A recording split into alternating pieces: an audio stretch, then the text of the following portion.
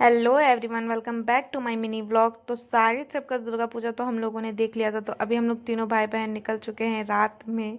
और कहाँ जा रहे हैं अभी आपको पता लग जाएगा। तो एक भाभी थी, उनके घर पे हम लोग जा रहे थे। और ये देखिए, बोला बेटा हाय करो।